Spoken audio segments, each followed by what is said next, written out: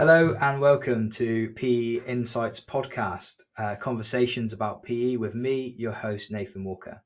I'm really excited to introduce you to today's guest. That is Sue Wilkinson MBE, the CEO of the Association for Physical Education. As an ambassador for PE in the UK, Sue received her MBE for services to education. Sue is the CEO of the UK Subject Association for PE, and she is tasked with raising the profile of PE and improving outcomes for young people in all educational settings. This will certainly be a thought-provoking and positive episode about physical education. Thank you, Sue, for joining us, and welcome to PE Insights.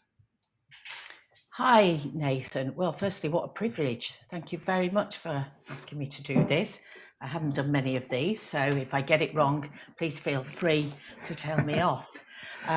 What a privilege. Thank you. No, thank you for joining us. It's really it's great to have you on and sharing your thoughts about physical education.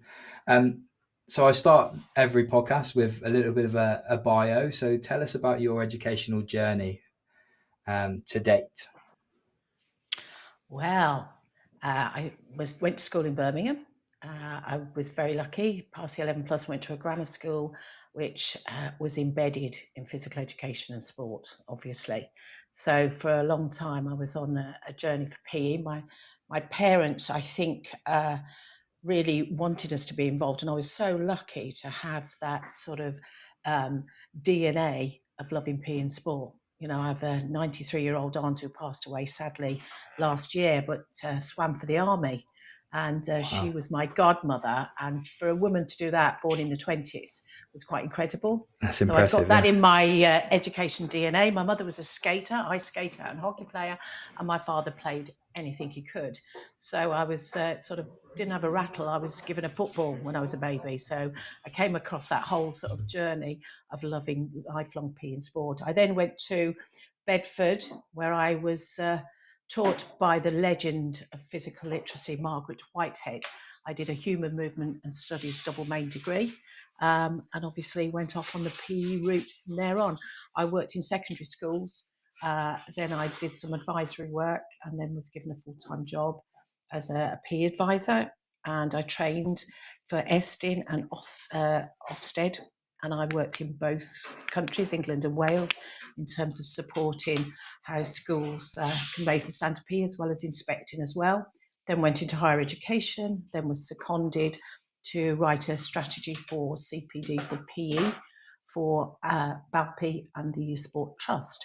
And the job sort of evolved from there, and then I became a permanent member of Association for PE under the leadership of Margaret Talbot, who was a great CEO and academic, as you know. And then sadly, when Margaret left and passed away, we had a strategic team, and then I applied for the CEO job, which I got in 2016. And then sadly fell and broke my neck, so had a 6-month secondment in Oswestry Spinal Unit, where I was paralysed, and they got me back on my feet. Wow, so I never knew that. That lifelong journey is, that walking stick is, I tell people it's my broomstick, customised to look like a crutch and walking stick, but if I'm in a strange place. But I was completely paralysed on the right side, and something I want colleagues to take away about a lifelong learning. If it hadn't have been for the core stability and my physical education and human movement background, I would never have walked again. Wow, that's a powerful message, isn't it? So I think the listeners would agree what an extensive background and a commitment to physical education in your journey so far. Tell us a little bit about your role as CEO for AfPE. What does that entail? Oh, how long have you got, Nathan? It's a sort of an overarching strategic role to firstly support the workforce, because without a workforce, there'll be little impact on children and young people. So the workforce are our members, are our priority, to make sure there is a strategic pathway for them to access professional development, to have health and safety support. Latterly, we've embedded other services, simply because the workforce is under such pressure. And, none so much as the colleagues in PE, because they do so much other than just teach. The pressure they are under and the emotional stress. So it's that background support as well. Then we have obviously the lobbying and profile position across departments within government that's in power of the day, and to work collaborative partners to make sure there's a consistent and coherent message about physical education and its place in the education system. And then we have lots of elements of research. We need to ensure that what we do is evidence-based and informed, and then we produce various resources and support for the members. And sort of, it's an overarching umbrella group, but it's making that link between physical education, sport, and physical activity. And then obviously there's tiers below that, and what is important to us is to make sure the workforce inform what we do, because they are the one with the lived experience. And since my accident, I've realised it's so important to listen to the people who've got that experience rather than a top-down model. Amazing. So busy then. That's great. And that just gives a bit of an insight to listeners about the things that you do and that Association for Physical Education do in the UK. So the key question that everyone gets asked when they come on this podcast is, why is physical education important to you? You've kind of alluded to that already, but... Yeah. Well, it's a lifelong process from cradle to grave. You know, it really is. I was extremely fortunate when I was on maternity leave. My eldest son is now 32. And David Gallagher was over here from America working with the Chief Education Officer. And the work he was doing was really influential about movement. Margaret Whitehead always said that a baby needs 1,000 hours of movement. And my son was born 6 weeks premature. He's a boy. He's left-handed, and he was a section baby. So he had a lot of the sort of elements that could actually prove to be quite challenging developmentally. And he went through a really intense program of movements. And I'm delighted to say he's an outstanding sports person and highly academic and very successful. And I believe that was all about that journey of physical education, that movement journey. And then obviously at the other end of the scale, I look at what happened to me. And as I said earlier, if I hadn't have had that experience and that being physically literate, I would not be walking today, albeit sometimes a bit like Bambi, but I am up and walking, which they attributed to that core and that understanding of how my body moved. And actually, when I was in the spinal unit, you could see in terms of people's development and progress, that the ones who'd been experienced in PE and sport actually made significant inroads. And 3 of us walked out of there that shouldn't have. And we're still in touch today. And it's really, you know, they're saying to me they didn't understand the impact of being sporty. One was a runner, one was a footballer, and then there was myself, who came through a gymnastics route. Wow. That's amazing. So it's quite interesting because you've mentioned Margaret Whitehead a few times, and obviously recently we've had the physical literacy consensus and that new definition of, well, not new definition, but the clarifying of the definition of physical literacy is our relationship with movement and physical activity throughout lives. And how, you know, what are your thoughts on that and that consensus recently? I think it's really positive you know, a lot of people don't always understand what it is. And Margaret will be the first to discuss that. But she's absolutely right. For us, to be physically literate is an outcome of a whole journey. You know, it's an outcome with lots of ingredients in. And that journey has to be positive and it has to be fun. And that's really important. I was once challenged why the word fun wasn't in the national curriculum for PE, program of study. Well, that's terribly hard to measure. And what could be fun for you may not be fun for me, but it's establishing that relationship. So I was really delighted to, you know, have been at the launch, and that colleagues of AfPE have contributed to that. For Dave Morley and Gethin, you know, they've really talked about it. We've talked about it behind the scenes, and I think the important thing is clarity. And of course, not everybody's going to agree, but I think everyone in that room, irrespective of the organisation or where they came from on the journey, were committed to make that work. And what's its place in PE? How can we make it better?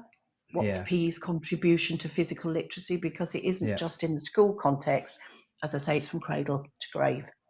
Yeah, amazing. Because I was speaking to Grace Cardiff earlier about meaningful physical education and the features of meaningful PE, and one of them being fun. But also we were talking about the fact that sometimes things can be meaningful that aren't fun, and obviously fun is very subjective, as you said. So fun is quite an interesting concept in physical education. Yeah. I just thought, so our guests will come onto the podcast and they have an opportunity to share things with the listeners. So I'll hand it over to you now, Sue, to maybe share the positive message that we were talking about previously. Yeah, I think, when I sort of stand on platforms, towards the end of the term, I look at some of colleagues and their body language, and particularly at the end of last year, they just really looked as if they'd had enough. And I asked colleagues at various events to put their hand up and give me one adjective that described how they felt. And it really, really upset me, Nathan, to see how debilitated our workforce had become. And I think what we need to do is just hold our head up here. Because when we go round, you are now part of the Quality Mark team. It is such an honour and privilege to see what goes on in schools. And I think we've just become, it's the norm. And these fantastic teachers of physical education just think it's the same everywhere, and it isn't. They do an exceptional job. And I think the first takeaway is, let's celebrate this and hold your head up. Yes, you're brilliant with your learners. But how many times are you saying in staff meetings, it was really good today, X, Y, and Z excelled. And it was as a result that they had a fun enjoyment, positive engagement. They owned their learning. They really excelled. And also making sure they get on that agenda and advocate with parents every way they can. And just be proud of what you've done. And yes, we all have bad days. Goodness, Monday was a really tough day for me. But then I'm surrounded by wonderful people who say, look at the positive. And we all need that. And I think that is absolutely key. If we advocate, then that helps. And if we're not visible, we can't be seen. And if we're not shouting about the subject, who is? Okay. So do you think it's like a change in culture in PE departments and around the school about the way we talk about our subject and the learning that happens? How can we do that collectively to be more positive? I think what we've got to do is sort of, hold our head up. We'd started to do it really well, and we've all been hit by various challenges around, COVID, children not going back to school in the droves they were, the absenteeism. We know behaviour's an issue. And I think what we've got to do is sort of advocate, have a consistent framework. Every day I'm going to celebrate what we've done. Yeah, I'm going to be really honest and look where we need to review. And I think we do need to go back to a culture where we shared and we're really positive. I think we've got the opportunity with technology to share more and, not just talk about the things that haven't gone right today, but also talk about the things that have gone well. Because I think if we are more visible, we've got to do that. And teachers, they're renowned, aren't they, for playing things down and not celebrating, because we just don't do that. And I think now is the time to speak up and say, look at the difference we have made to the lives of these young people. And it is quite significant, isn't it? I mean, we always, you bump into an ex-pupil, or I looked at Margaret the other day and I thought, I owe you so much. I am where I am because of you. Yeah. And if I'm saying that at my age, there's young people out there who are where they are because of those teachers of physical education and other teachers, of course.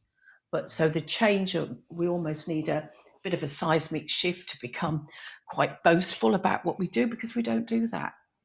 And I think we have to. And I think, it's having a plan which allows you to get it on the agendas, staff meetings, notes home to parents, all sorts of conversations. Let's talk about it. And also let's get lots of features on everybody's website. Write to us, tell me what was good today, and let's put it out there as much as we can. Because, I can go into any government department meeting and say, this is what teachers do. But actually, when they say it, it carries a lot more weight.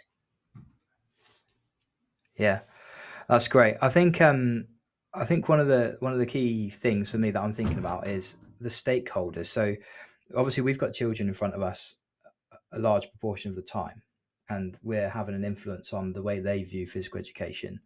But if we're going to champion our subject, we need to reach the parents. We need to reach external providers. How do you see us potentially doing that? You mentioned writing letters home to parents and stuff, but are there any other ways do you think that we can maybe improve the reputation and celebrate our subject to those stakeholders as well. Yeah, I think it's difficult, and some parents still see PE as a negative experience. And when we talked about the literacy, if it wasn't fun for them, so it's changing that, it's exploding those myths. Things have changed, and it's terrible if people have had a negative experience. But was that of PE or was it of sport? Was it because they were actually not picked for an extracurricular activity or a team? So we've got to make sure it's really inclusive. It is appropriate, it's relevant to the context, because what is good for pupils in a school in Cornwall may not work for a school in a city, Birmingham. So out there with the stakeholders, it's also context driven. We've got to talk about those communities, and I see it particularly in swimming, to try and convince some groups to let their children swim is quite a challenge. So what you have to do is advocate for that in a very clear way. This is the importance of swimming. This is why you need to do it. This is how we can do it, because obviously we've got all sorts of issues. So it's lobbying, again, advocating in as many places as possible that actually this is what PE is. It's not an awful experience. You might not like it, but it's finding a curriculum that works for everyone, and then getting the young people, what great advocates they are. Let's see articles designed by children. Let's see posters around the school. Let's see videos running as I'm coming into reception at schools to show how enjoyable it is and the difference it's made. And, we're talking to a parent on an interview on a quality mark who said since they'd come to the school and this after COVID, since they'd come back and engaged in PE, behaviour had improved, they were sleeping better. We don't talk about these things. We don't talk about, actually that was down to their engagement in PE, as well as what they're doing in school, more physical activity and so on. So I think it's using every opportunity you can to showcase the difference it makes to children, either physically, emotionally, socially or cognitively. Okay, yeah, brilliant. And I think that if we continue to provide high quality PE experiences for those children, they'll be the best ambassadors. They'll go home and speak to their parents about their learning, about their experiences, and hopefully the message will hit home, because sometimes the closer to home the message comes from, the more powerful, right? So if the children are passing that message on to their parents, then that's good. So I just want to maybe take you back to your years of teacher education, perhaps, but also from your experiences to date as well. If I've obviously I work in teacher education, and I'm in contact with trainees every single day, and there's lots of recently qualified teachers working in PE departments around the UK at the minute. What would you be encouraging them to do in every single lesson? Yeah, share your passion. Make sure everything you do is inclusive. Be clear in your explanations of why they are doing it, and more importantly, celebrate the progress. Often we've all done it. You observe, and you think, actually, do they actually know what they've learned? Are we making progress? Is that feedback really good? Is my assessment right? Years ago, assessment for learning was called good teaching. And I think sometimes we get too embroiled in tick boxes, so if I'm starting out on my teaching journey, I would be saying, look what we've done today. Be clear about the outcomes you want. And if you don't achieve them, that's not a disaster, but let's let the children understand why, and those young people, why didn't we get there? And I think it's also been true to their values. You're good teachers, the pupils know that, and they need to celebrate with you the journey together. It's a shared, isn't it? It's not teacher to child, it's child back to teacher as well. It's a shared journey. Where do you stand on almost like the evidence informed practice has particular biases in the way lessons should be taught? Let's just say direct instruction, and the work of Bratt, Rose and Shine becoming very popular in the way things are taught in the classroom. Where are the overlaps with physical education, and is there any, as a subject, does that work all the time? So where do you stand in like the teacher maintaining what they believe in terms of the best pedagogy? I think, teachers are professionals. You've all been through extensive training. I've worked in many countries, and it's quite interesting to see how we are the envy of the world, why we train our teachers. And I think you've got to be true to yourself. Think about, you've got excellent colleagues in ITE. What actually works for you and your children? Because this is the issue, is you might have two parallel classes and that you teach them in two very different ways. That's a good teacher, isn't it? They know what their learners need. And that came from a journey working with children with fetal alcohol syndrome and with severe ADHD, that I just wasn't getting this across. And I had to look, it wasn't the children, it was me. And I had to change the way I was doing that. And I think, sometimes we can become quite embroiled in one particular way. And we have to be receptive to different ideas. And I think what is important is if you can observe other colleagues as well. And what would be interesting is, how does this child receive their knowledge, develop, make progress, maybe in a mathematical setting? And those colleagues in primary schools, brilliant, because they're seeing the children across all 11 subjects. And often in secondary, on the secondary teacher training program, what we found is, we have a particular visional way to do that. Now, do we need to explore, get maybe more professional development, go and observe other colleagues? What's the best way to teach this to ensure that we get the best outcomes for the children? But I think it's also about being true to your beliefs as well. Have confidence in your ability as a professional. Yeah. And that's what we would encourage through our training programs as well, and in IT at the minute. It's just I've often been into some schools, and there is almost like a prescribed way of teaching lessons, and sometimes the trainee is feeling that's not quite the way I would like to do it with this group of people, but then their identity is almost being squashed because they're having to teach a particular way. So I think, but physical education, with the amount of evidence that's out there and research that's out there about pedagogies that work, models-based practice, different models, different approaches to teaching physical education, constraints-led approaches, all these different styles. My slight concern is that our trainees aren't getting the chance to do them until they're actually qualified and in that position where they can start to form their own identity. So yeah, it's really, really powerful to hear, you saying that they should kind of remain true to their identity and do what's right for the children in front of them. And I think, Nathan, if we're really honest, we haven't done a very good job with this, because 25 years ago, Dr. James Woodhouse, who was at Birmingham University, and I was at Worcester at the time, we spoke about this, that, you give these students or trainees, as they are, these wonderful experiences, and then they go into maybe a school placement, and there is a traditional way of actually, or a prescribed way that the curriculum is to be delivered. And that's really difficult. That is really difficult, because everything they've learned, they can't test and learn in that school, because they have to do it that way. And I don't know the solution to that. And I think that would be a really good topic for you to discuss with our ITE group. What can we do to make a difference here? And it's not, as you say, until they're employed that they can start to change practice. And that's really hard as well if you're new to a school and you're not got the experience. The socialization. Yeah, absolutely. I think it's quite broad brush, because obviously there's a lot of schools around the UK that are doing really sort of innovative things with PE curriculum and design and thinking about their offer. But inevitably there are still some schools that have that, David Kirk definition of PE, that sport technique, multi-activity approach.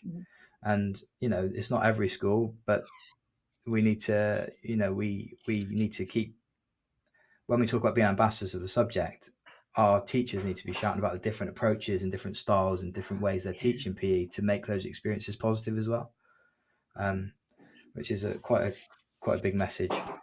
So, and also it's being brave and saying there isn't a silver bullet here. There is one size is not going to fit everybody, and we've got to be brave to use different methods and trial things, and not to be deemed to be getting it wrong if it doesn't work. And one of the things when I was inspecting, if you actually said, I'm actually trialing, I'm piling something, and no, it hasn't worked. But that's important. And I think that's where Hannah Miller has been really, really good with the education inspection framework, and actually saying to us in PE, it's okay to try it. It didn't work. That's not a failing. That's not going to put you in a category or say you're not very good. It's actually showing you are progressive and developmental, and you've tried something and it hasn't worked. You know why it hasn't worked. And I think that is absolutely key. And I'm hoping when I speak to Hannah, we're going to do a podcast too, that she'll explore what's come out of the report in some of these areas. That's what schools need to focus on. And I think that's absolutely key. And I think the profession, I would like to bring them together to say, how are you going to respond to some of these recommendations? What can you do? And as you say, and on the quality mark journey, we see exceptional results, really outstanding practice. But one size will not necessarily fit somebody down the road to school. Yeah, absolutely. Different approaches needed. I think it would be good as well from the Ofsted report to almost formulate some things that can be applied to practice. Often there's evidence, there's recommendations, but then it takes a lot of interpretation. And obviously interpretation is important, but busy teachers sometimes just need what do I need to do in my lessons to make this happen? And I think that's something that's probably maybe worthwhile constructing off the back of this recent report. What I'd like to finish with, and I ask every guest to finish with, is their sort of key takeaway messages from the listener. So almost summarizing what you want the listener to take away from this episode, and what you want them to think about, and maybe what you want them to do with their practice. I think, first of all, they've got to celebrate and advocate in any way you can, whatever way works for you. And just remember, you are doing an exceptional job. And yeah, we all have bad days. Of course we do. We're all human. But I think that's important. And also to value your subject publicly, because if we're not visible, we can't be seen, as I said earlier. So that's one takeaway. It's absolutely celebrate and advocate. Secondly, never be afraid of making a mistake. Because what do we say as teachers? You learn by your mistakes. But teachers don't like making mistakes, and we have to. That's how we're learning, and that's how we're making it better. Be confident about that, and also try as many new things as possible.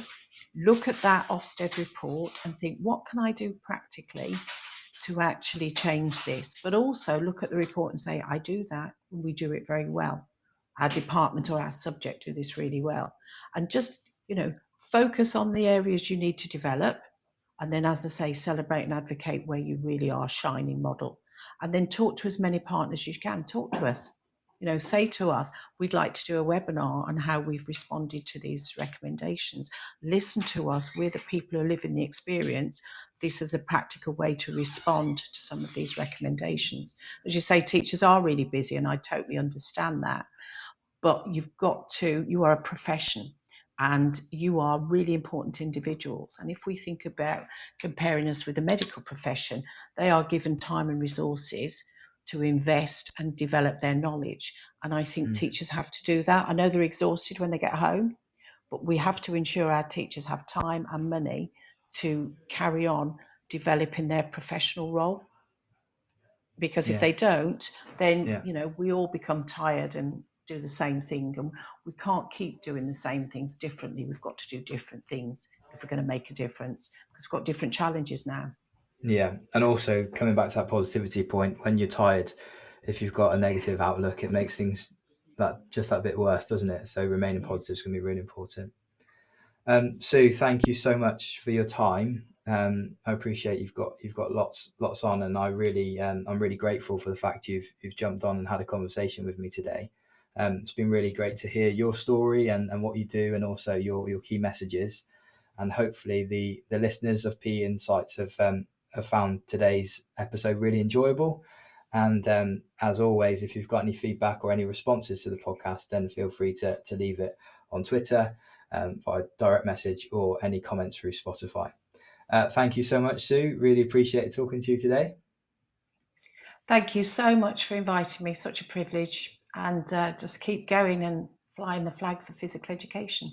I'll try. Thank you very much.